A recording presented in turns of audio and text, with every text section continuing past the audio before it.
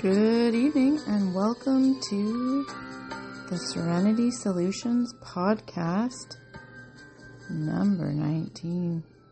Just turning that music down so we can hear my voice. I can't believe we're on podcast number 19. It feels like we just started 2 weeks ago.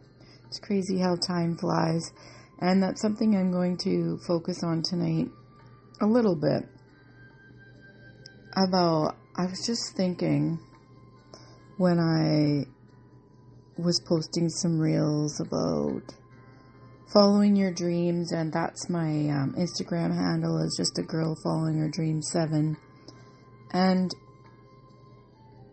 just the fact that I've already accomplished so many things, maybe everything that I wanted as a little girl growing up. And sometimes you go to these workshops and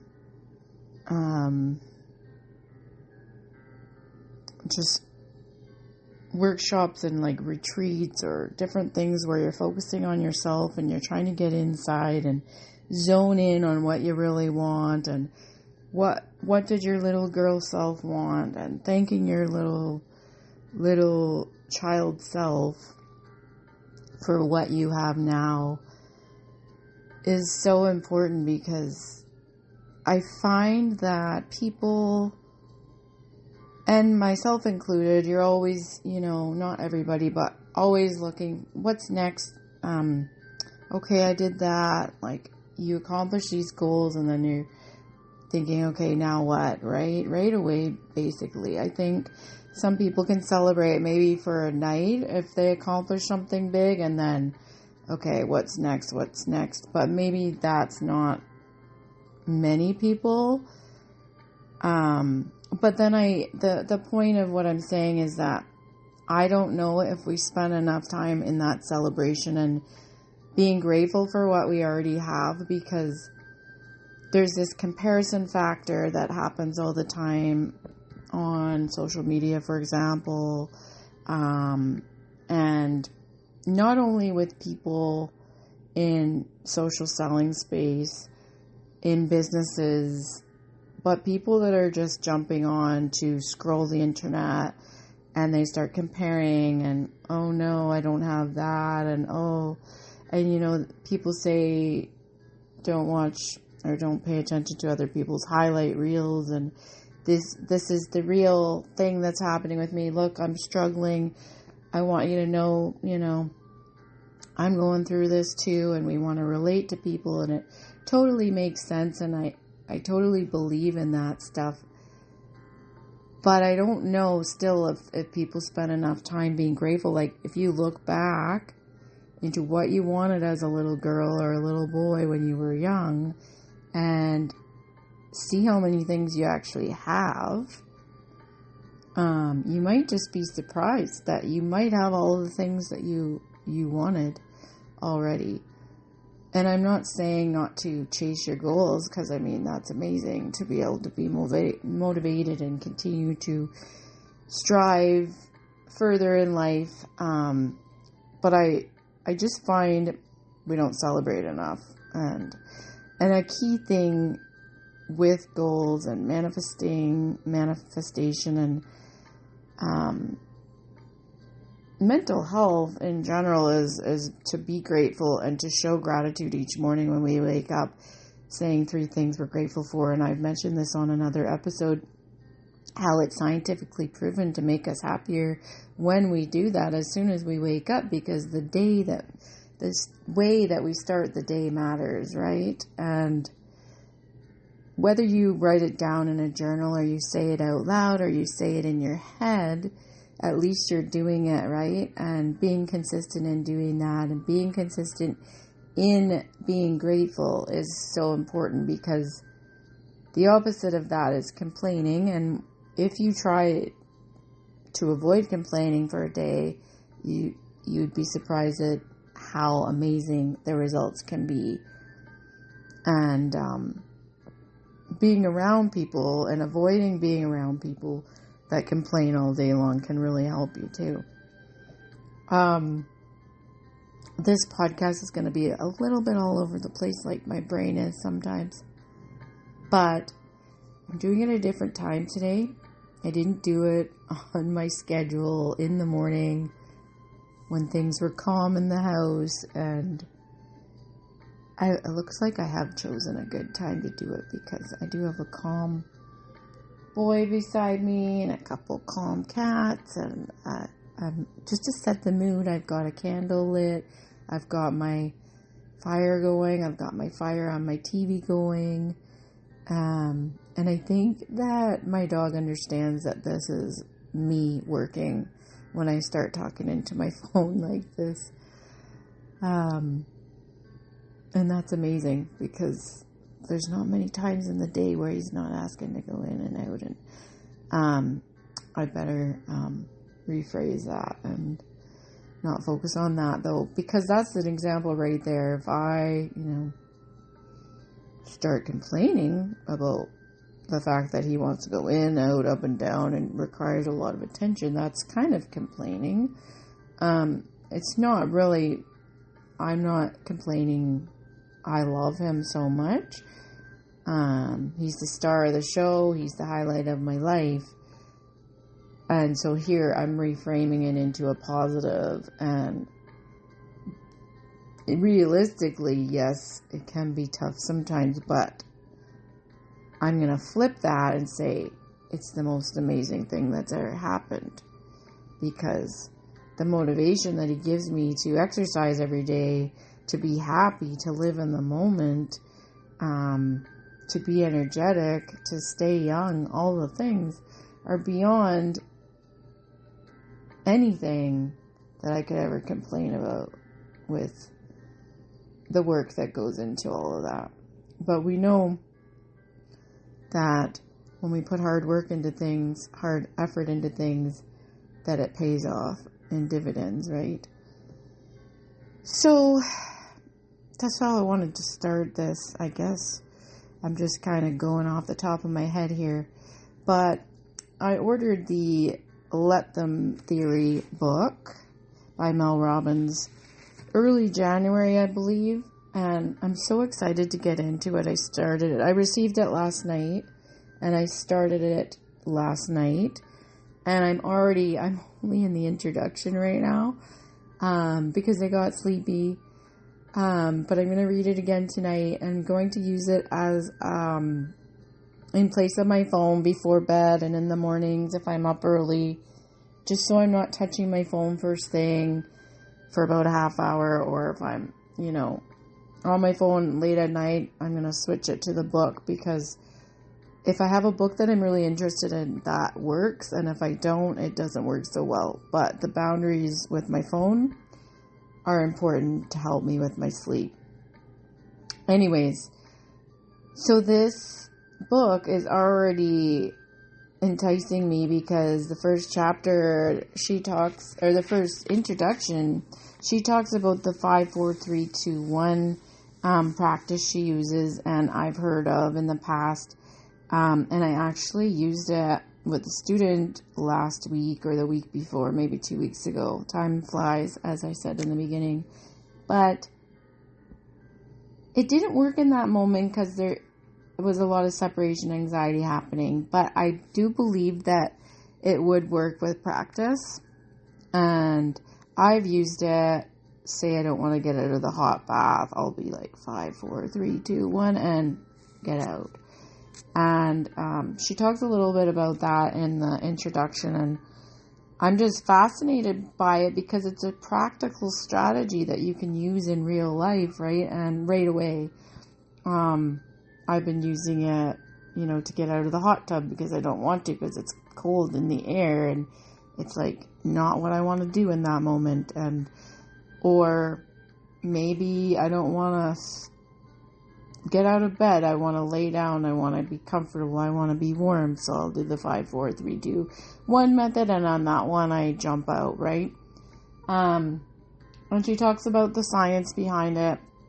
And so already I am learning more about that 5, 4, 3, 2, 1 theory that has been so useful. And I know there's going to be many more theories in this book or in practices I can use daily. And I'm so excited because in that end of the first, where is it here? It basically talks about setting yourself free, stop giving your power away, creating life where you come first, your dreams, your goals, your happiness. And it doesn't just change your life, it transforms the life of everyone around you too.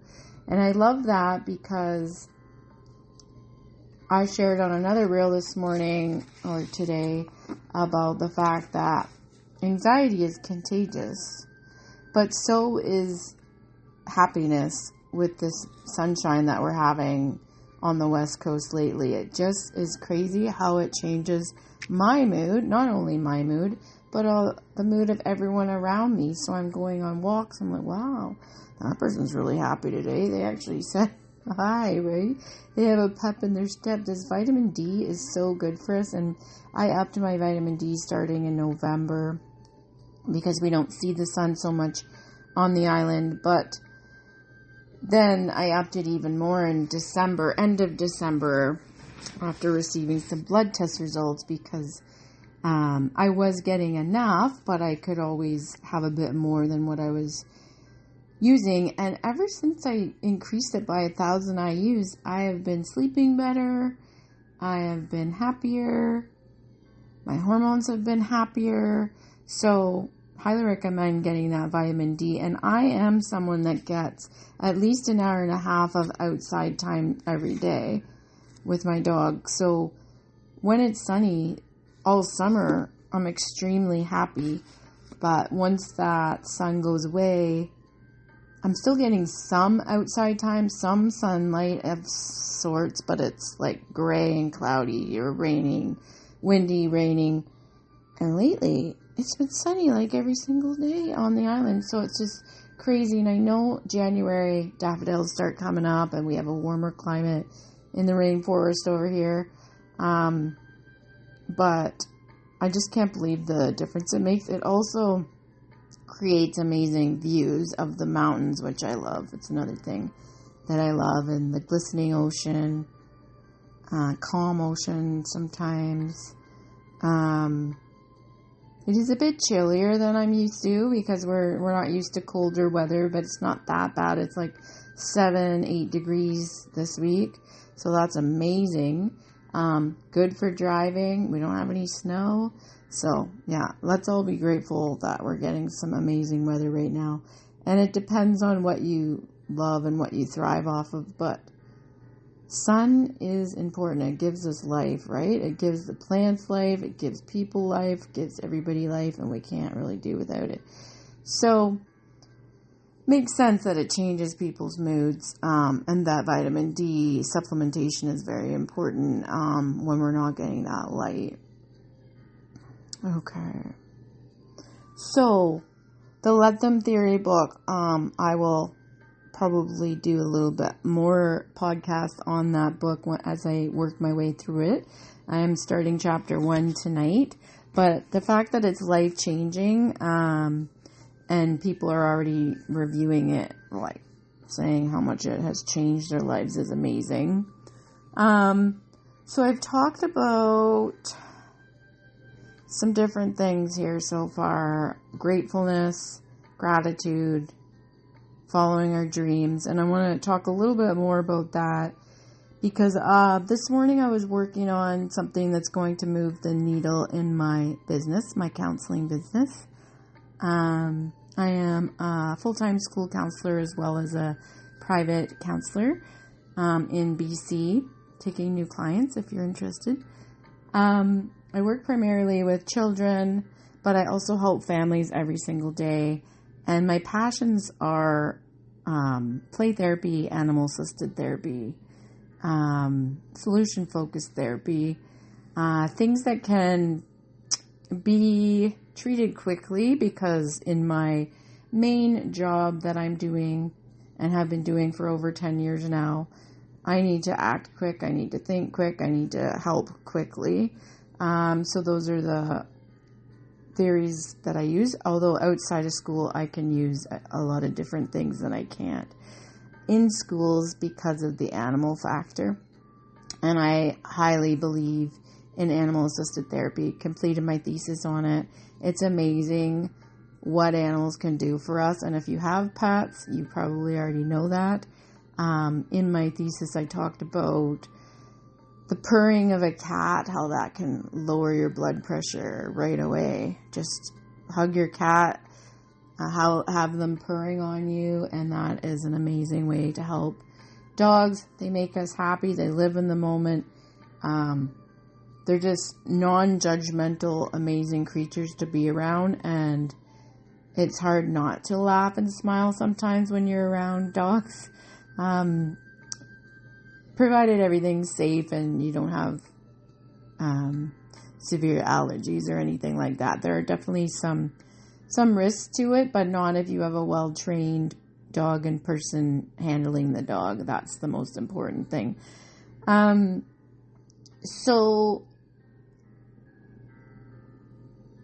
following dreams. So this is, like I said, my Instagram handle about following, just a girl following her dream 7.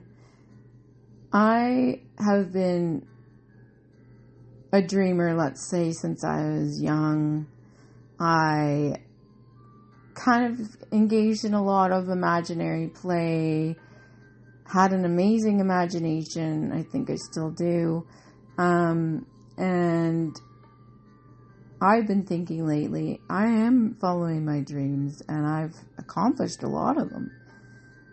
So what next, as we get back to what we were talking about earlier in the podcast, like I keep going between, don't put so much pressure on yourself, to, okay, what are we going to do next? And I am following my passions, I'm following my dreams, and I'm proud of myself for that, and I want to spread the importance of that, because if we don't follow our passions, how happy are we going to be if we do something we don't really love to do on a daily basis? Because the majority of our times are spent at work, right? A majority of our time is spent at work with our coworkers. Or if you're an entrepreneur, you might be on your own a lot or with your team. So you want to do something that you love and that you're meant to do. And I was listening to Mel Robbins' podcast today on my walk in the sun, which was joyous. And she had, I think it's Dr. Beck on, Martha Beck, I believe that was her name. I'm not great with names all the time, but this woman, I'm not finished that podcast yet, but it was really enlightening and interesting. And they were talking about, I just lost my point.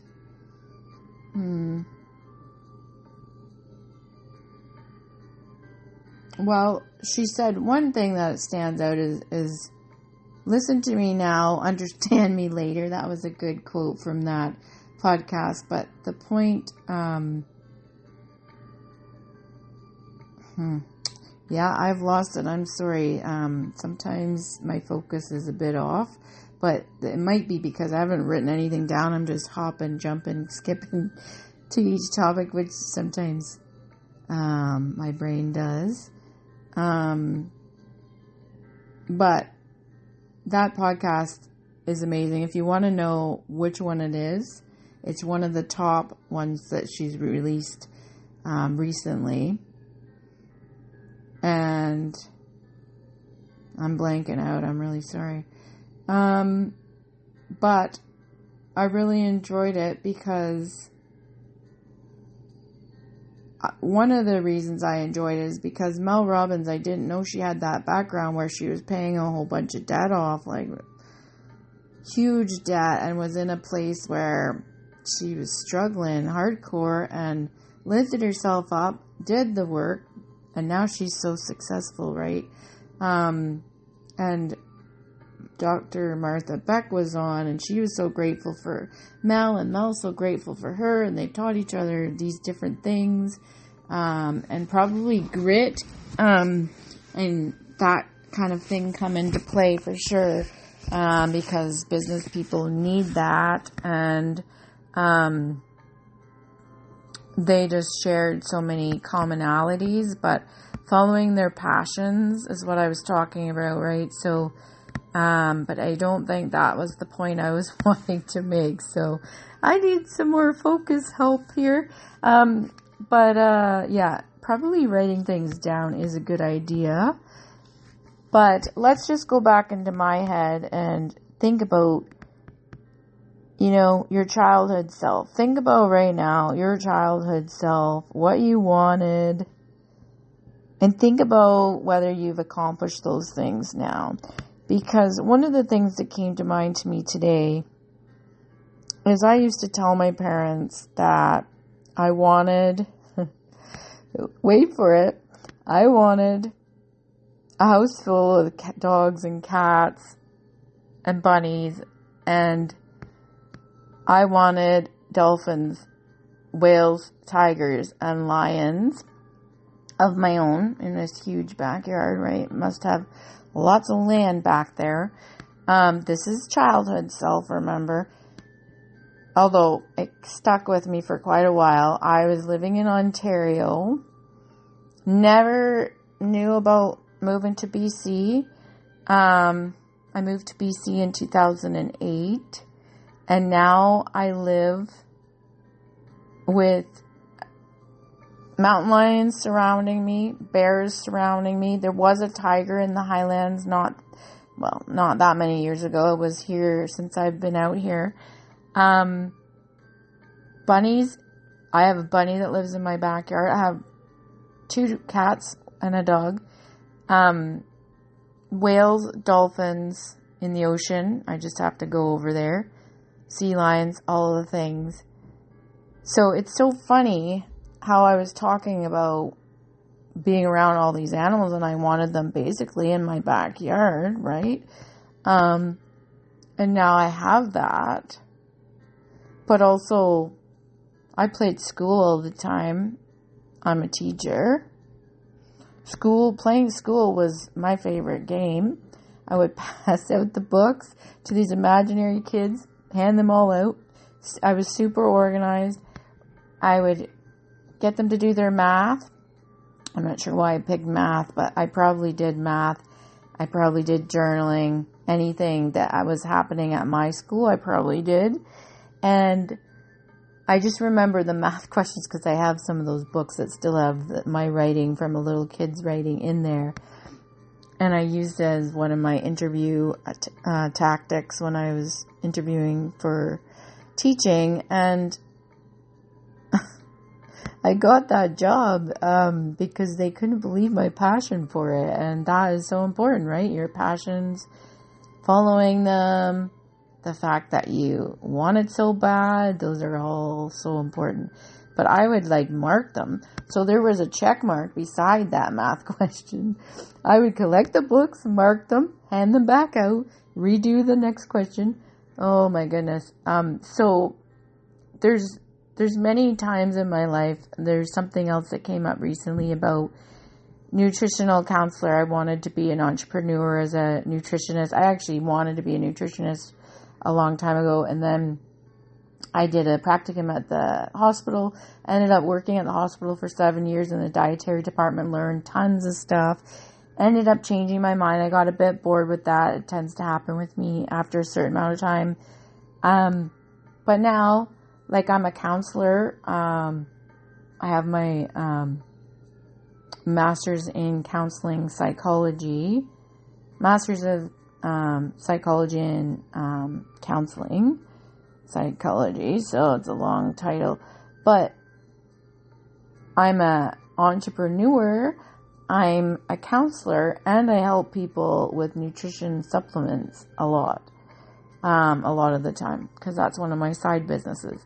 So I'm kind of, like I said to my family not long ago, coming full circle, because these interests of yours are important, and the interests of mine are coming to life here with all the different things that I'm currently doing, which is actually a lot, but they're my passion. So I don't really feel like I'm working. I work all the time, most of the time, because I'm always researching, always learning new things for counseling.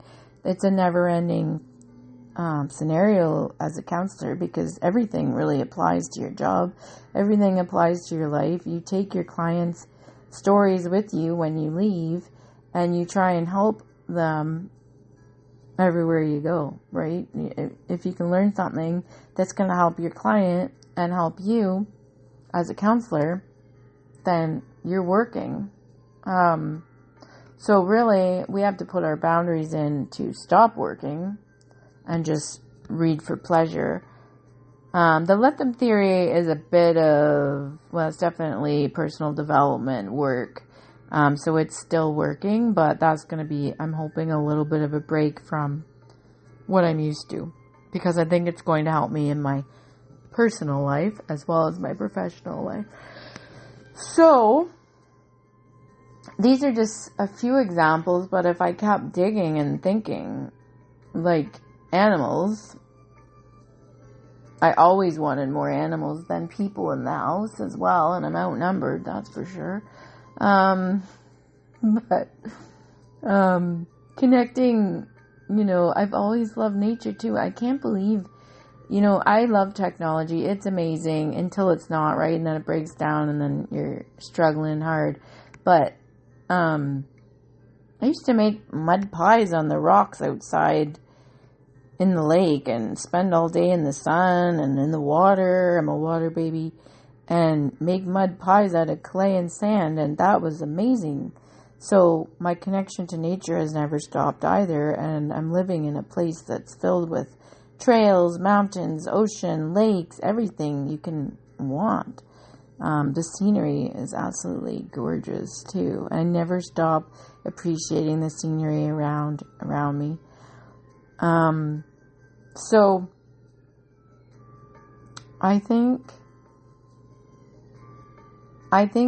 you probably get the point that following our dreams is important, and each little accomplishment that you make should be celebrated. The consistency, like one of the things that I thought of shortly before doing this podcast today was to celebrate those little wins too. Like if you're consistent for a year of doing the same thing, putting work into your business or work into whatever you're working on, whether it's a course, university, maybe you're going back to school, changing careers, whatever it is, or maybe you're working on your house, like doing an improvement project, and you put a year into it, and like just celebrating the process and the progress as well as the final accomplishment, because we know that when I talked about earlier, we're going to want something after that again, but we need to always celebrate that accomplishment. And that's the part that I don't know that people spend enough time in the present moment, like, and being happy with what they have, because that's going to call in more for you. All right, I'm going to do a little intention exercise and reflection on goals that you can do yourself, and then I'm going to pull a numerology card at the very end here, and then I'm going to let you go and hopefully enjoy the rest of your Sunday. So our thoughts lead to action, our actions create our experiences define our character. So I'm reading from the Intention and Reflections book, A Guided Journal for Positivity and Fresh Perspectives. And this is just a Intention and Reflections book that I got from the dollar store, which was $5 actually, because it has a lot of good tidbits in it. But it doesn't say who the author is. Sorry. So I'm not sure who it is, but I want to read this Quote, "The flower that blooms in adversity is the rarest and most beautiful of all." That's by Walt Disney. So, and that's one of the things that came up in the podcast today was about that, adversity and facing that and getting through it. And Mel talks about her dad and getting through it and that grit that it takes, but then celebrating. She didn't really talk about it the same way I'm talking about it today, but like noticing the rewards for all that work, right? So it says, think back to any goals you set for yourself during the course of the year and take a moment to reflect on how you did with each of them. So let's do that for a couple of goals that you may have had since last January, 2024. And rate yourself out of 10 on that goal. Well, first goal, ask yourself how the goal played out over the course of the year.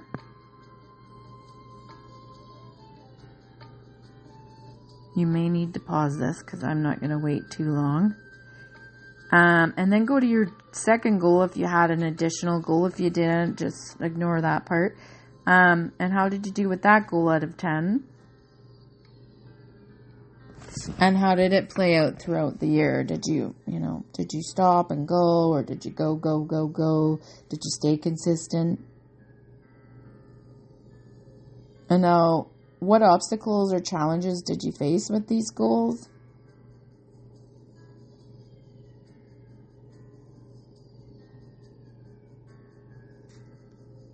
What helped push you forward?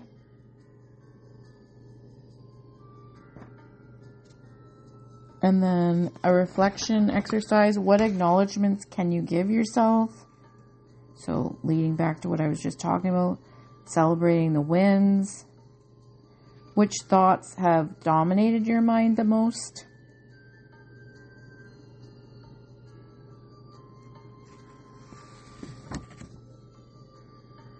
And what are your intentions for this journaling session? So writing this out right now, or maybe thinking in your head.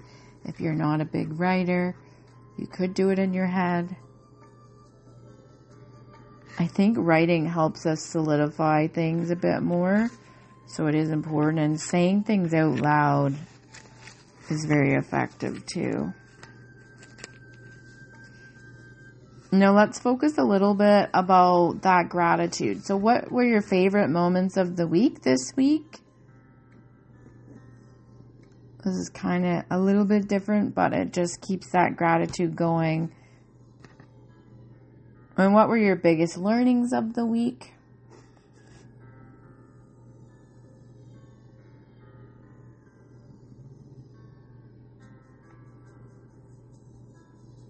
And what's one goal to focus on next week? So this week coming up, it's Monday tomorrow, so this is a good time for this. What's a goal we can focus on this coming week? And break that down into steps, 1, 2, and 3. So what's step 1 towards that goal? What's step 2 towards that goal? What's step 3? Any other moments from the week that might help you maybe celebrate, or maybe things you need to work on? And then what are the big ideas for the month? It is January 26th today, so we're nearing the end of the month. Big ideas that happen this month. You could also reflect what are some big ideas you want to happen for the month of February. I am going to do the numerology reading now. So you may need to pause that, as I said, do your little journal, and then come back to the numerology reading, because this reading might help someone that is in the audience listening right now. It's likely for me and others that listen. There's a reason you listened to my podcast today. So it's likely meant for you as well. And it's likely meant for you the day you're listening. Okay? So I'm just shuffling the cards. I'm going to think about what I need right now in this moment, what's happening for me. And I'm going to choose randomly from the pile wherever I feel intuitively pulled. I'm going to go with my first instinct here. Okay. 67. It's funny, I pulled a 7 last time I did this, and that's my favorite number, and it was amazing for what was going on in my life. And this one is about physical activity. That's interesting because I do a lot of it every day. Today was a little harder going up mountains, but it might be at the point in my cycle that's happening here. Okay, I'm just going to read what this card means and then I'll let you go. So this card indicates a need for exercise, which reduces stress hormones and releases feel-good endorphins in the brain, creating an overall sense of well-being, self-confidence, and peace. Because you attract what you feel, when you consistently feel good, you invite blessings into your life. I'm just laughing as my dog is snoring beside me from all the physical exercise we did today. Regular physical activity can better your life in a variety of ways. It can enhance your physical and psychological well-being and reduce the risk of obesity and other conditions. When it comes to manifestation, exercise increases the energy flow throughout your body, which helps release toxins and negative emotions. This in turn raises your overall vibration and enhances your connection to Source. So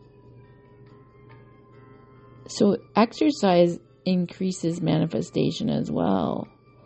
Increases the energy flow throughout your whole body. And it releases those toxins and negative emotions. That's why we feel so good when we exercise. It releases those endorphins and gets rid of the negativity and gets rid of the toxins. That's awesome. I talked about that earlier as the thing I'm grateful for my dog, right? Because he makes me get outside every day.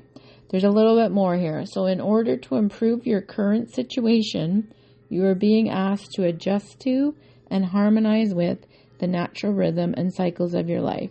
Cycles that are encouraging you to exercise your body.